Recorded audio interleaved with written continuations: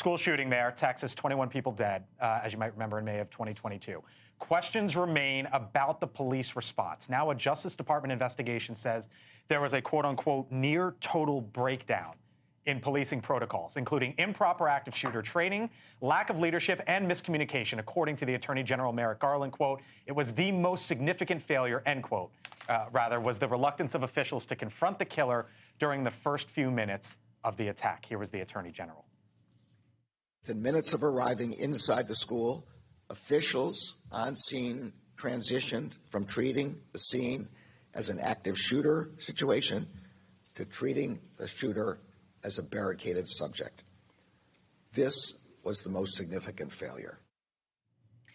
The devastated parents who lost children in the attack also spoke today, expressing hopes that this helps to hold those responsible accountable. Do what wasn't done that day. Do right by the victims and survivors of Robb Elementary. Terminations, criminal prosecutions. Hear from one of the parents there. You hate every second of it, but the report out today is it brings all of this to the forefront and the question of what comes next. And I'm a mom who goes to my kids' public school, and I sit around with those kids and I see all of the bright looks in their eyes, and I think if anyone took them out because we didn't do enough to protect them, I do not accept from the former president of the United States, he told Iowans that we should get over it.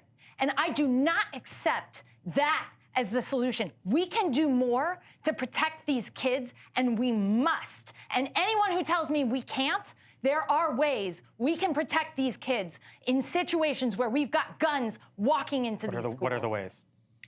Well, we need to make sure that we've got a way that as soon the red flag laws, we've got to identify these people and track these people. Most of these situations, we know that this person has already been flagged by the school, by someone as having a vendetta, and they're going to come to the school, and too often we are not acting. Johanna's right. In the majority of these situations, these are people who already had tactics or were flagged as problematic, either by counselors, instructors, somebody in the school, as well as people within their neighborhood who knew that they were problematic. There are also people who have said things on social media that would have alerted anyone that they are dangerous individuals. So the fact is they're leaving a paper trail and they're being ignored time and time again. There is something that is wrong with that within our school systems, in addition to the fact that they have access to these guns to begin with. That's a larger discussion about guns. It's not what the report was about. The report was about the response of the local officials, which is just tragic.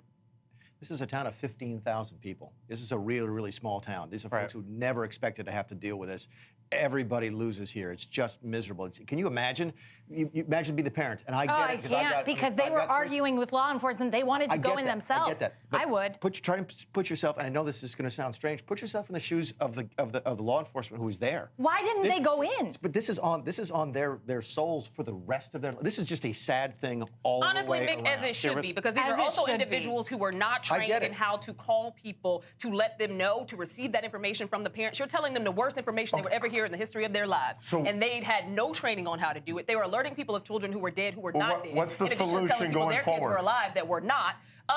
What's the solution? For everyone who's like, back the blue, quite frankly, there are way too many blue in our society and in our communities that are not trained for these types of issues. I agree. I actually think we need reform both with the teachers union and the police union, because they are protecting heinous behavior that is, we see the result at our schools. And I'm sorry, all these lawmakers, be damned your affiliation. How big a town do reform. How big a town do you live in? I'm in Los Angeles. You guys, I live in a town of 15,000 people. Okay, and I'm just trying to imagine what this would have done to my community. It's just horrible. I get it. We can have it. I was in elementary school when the Pearl High School shooting happened. It was one that set off the national conversation about gun reform in addition to school shootings. Right. That was in Pearl, Mississippi, a very, very small town. The police department did not respond in any way like they did in Uvalde. This is not a size issue as much as it is a training problem, an access problem, and individuals who should have never and did not have the capability to respond. Our Allie Bradley spoke to the former mayor of Uvalde earlier this afternoon. Watch. Do I think these officers committed criminal acts that day? No. Do I think they used poor judgment and bad mistakes? Yes. But I don't think any officer that was there that day went when there was a deal, well, I'm not going to do anything, that, made up his mind to do that.